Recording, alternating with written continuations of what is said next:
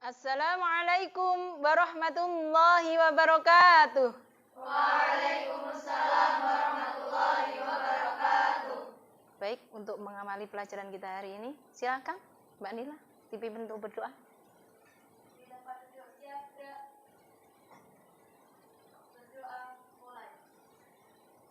A'udzu billahi minasy syaithanir rajim.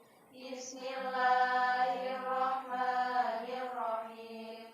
Alhamdulillahi rabbil alamin. Ar-Rahmanir Rahim. Maliki yaumiddin. Iyyaka na'budu wa iyyaka nasta'in. Ihdinas siratal mustaqim. Shiratal ladzina an'amta 'alaihim ghairil maghdubi 'alaihim waladdallin. Rabbi ighfirli wa liwalidayya amin ya rabbal alamin. Raditu billahi rabba bil islami dina wa bi Muhammadin nabiyyan wa rasulah. Rabbi shrahli sadri wa yassirli amri wahlul 'uqdatam min lisani yafqahu qawli. Qul rabbi zidni 'ilma warzuqni fahma waj'alni min 'ibadikas shalihin. Baik, alhamdulillah. Bagaimana kabar hari ini anak-anakku semuanya? Alhamdulillah sehat. Alhamdulillah. Meskipun kita sedang dalam masa pandemi karena adanya COVID-19, alhamdulillah Allah masih menganugerahi kita kesehatan sehingga kita bisa belajar pada pelajaran Al-Quran Hadis pada hari ini. Ya, itu adalah anugerah yang tidak bisa kita lupakan. Baik, langsung saya absen ya anak-anak.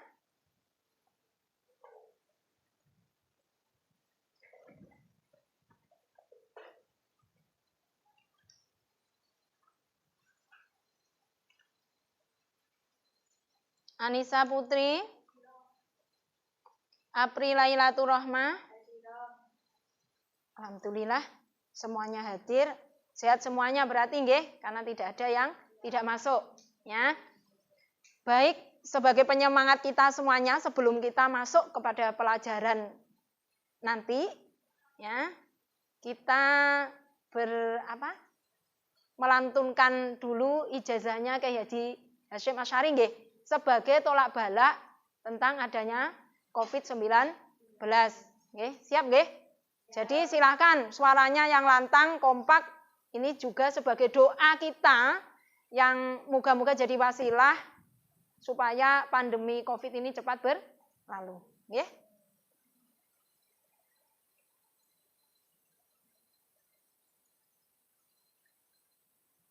Yuk semangat nggih. Semangat. Li khamsatun udbi biha harral wabail hatima al mustafa wal murtada wa ibnahuma wa fatima li khamsatun udfi biha harral wabail hatima al mustafa wal murtada wa ibnahuma wa fatima.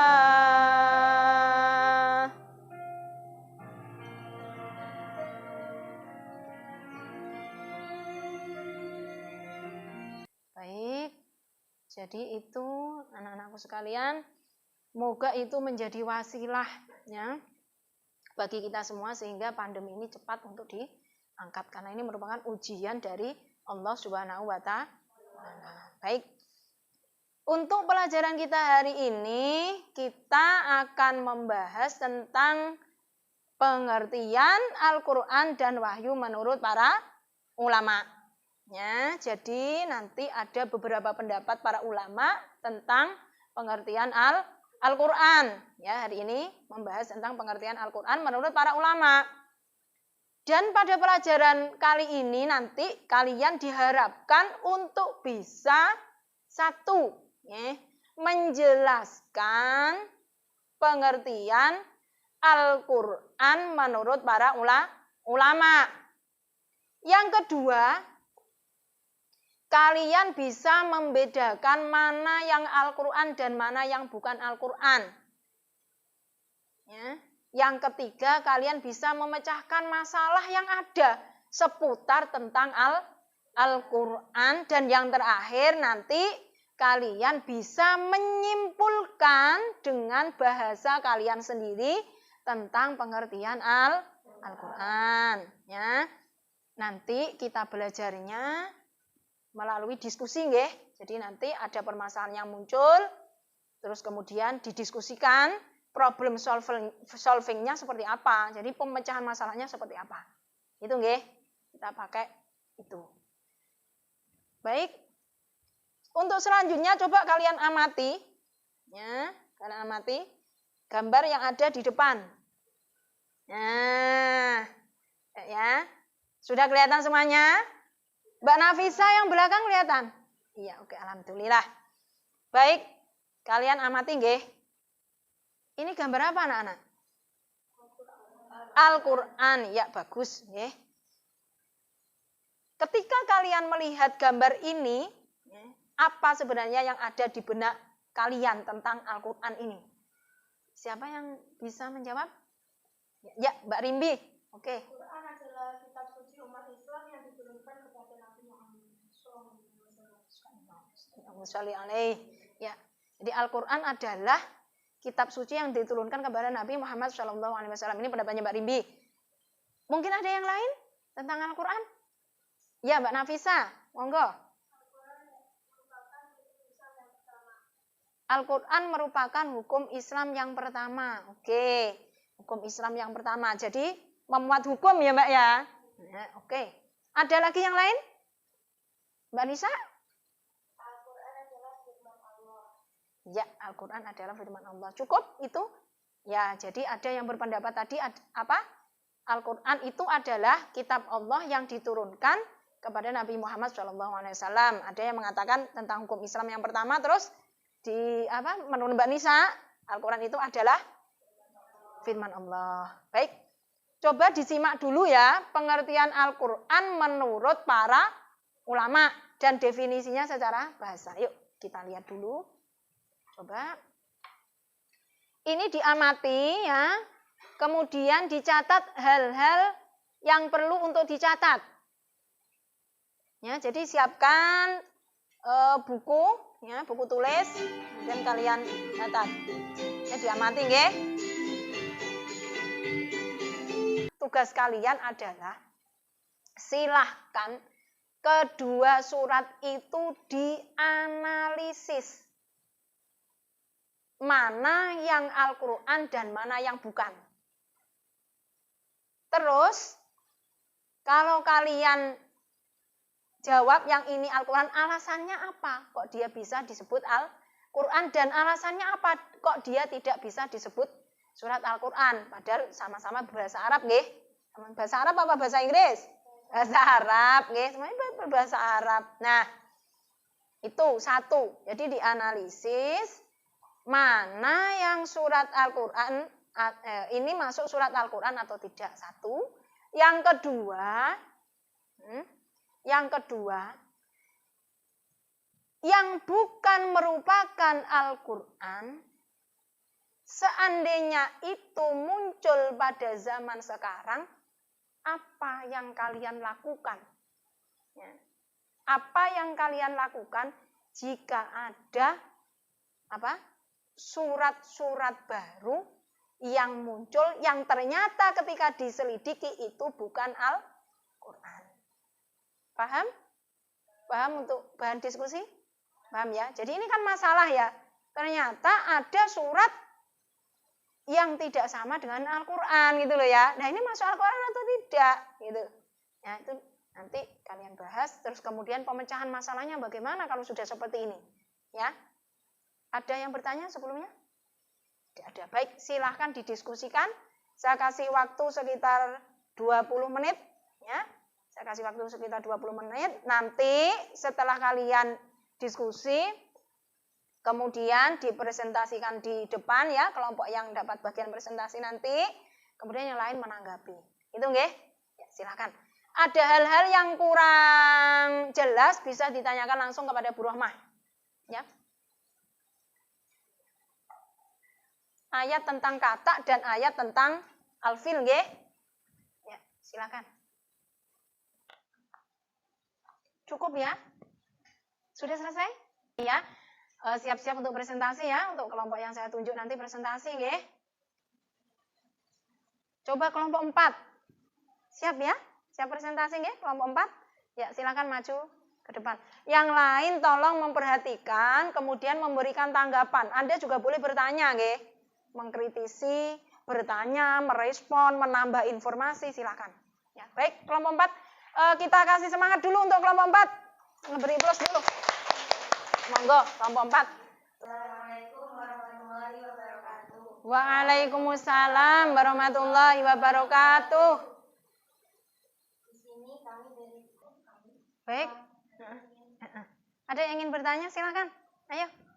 Kelompok 2, 1, 3. 1, 2, 3. Kelompok 1, 2, 3. Silakan memberikan tanggapan. Merespon. Ayo. Silakan Mbak Lutfi. Ada yang ditanyakan? Oh, iya, oke. Mbak Nila? Silakan. Oh, menambah informasi. Ya, silakan menambah informasi. Berdiri dulu, perkenalkan namanya siapa, dari kelompok mana. Wassalamualaikum warahmatullahi wabarakatuh. Waalaikumsalam warahmatullahi wabarakatuh. Alhamdulillahirrabbilalamin. Ya, presentasinya sudah ya, 2 kelompok saya kira cukup nggih. Pedoman hidup terjaga dalam hafalan umat Islam. Ya, itu namanya Al-Qur'an ya. Ada pertanyaan? Betul, ya silakan. Dikasih nama ya. Baik, silakan bisa dikumpulkan. Ya. Jangan lupa dikasih nama loh nggih. Silakan dikumpulkan. Baik, jadi kesimpulan pembelajaran kita hari ini adalah tentang pengertian Al-Qur'an dan kalian sudah bisa menyimpulkan sendiri. Ya, apa tadi kesimpulannya? Al-Qur'an itu adalah iya, firman Allah. Iya, yang ditulis di dalam mushaf. Iya, diturunkan secara mutawatir. Kemudian ya, membacanya bernilai ibadah ya. Baik, untuk selanjutnya besok ya kita akan belajar tentang cara-cara wahyu diturunkan ya. Dan kemudian pada hari ini ya, kalian semuanya sudah tambah mengenal dan mengetahui ya, tahu dan kenal. Jadi bukan hanya sekedar tahu tapi juga kenal tentang Al-Qur'an. Berarti Al-Qur'an itu seperti ini ya. Jadi Al-Qur'annya yang di rumah ya, silahkan untuk dibaca dan dipahami, diambil isi kandungannya, diamalkan dalam kehidupan sehari-hari. Karena apa? Kalau Al-Qur'an itu tidak diamalkan, seperti apa? Tidak ada gunanya. Kalau kita masih ingat itu ya, semboyan itu ya, al-ilmu bila al-ilmu bila amalin kasyajaroti bila samrotin, tidak ada buahnya, tidak ada manfaatnya. Maka Al-Qur'an yang ada di rumah silahkan untuk dibaca sehingga kita bisa berakhlakul karimah dengan meneladani pokok-pokok isi kandungan atau nilai-nilai yang ada di dalam Al-Qur'an. Baik. Itu untuk pelajaran hari ini anak-anak ya.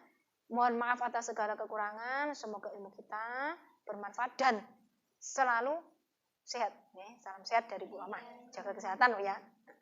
Biar bisa belajar dengan aktif dan efektif. Silakan Mbak Nila coba dipimpin untuk berdoa dulu. Ya.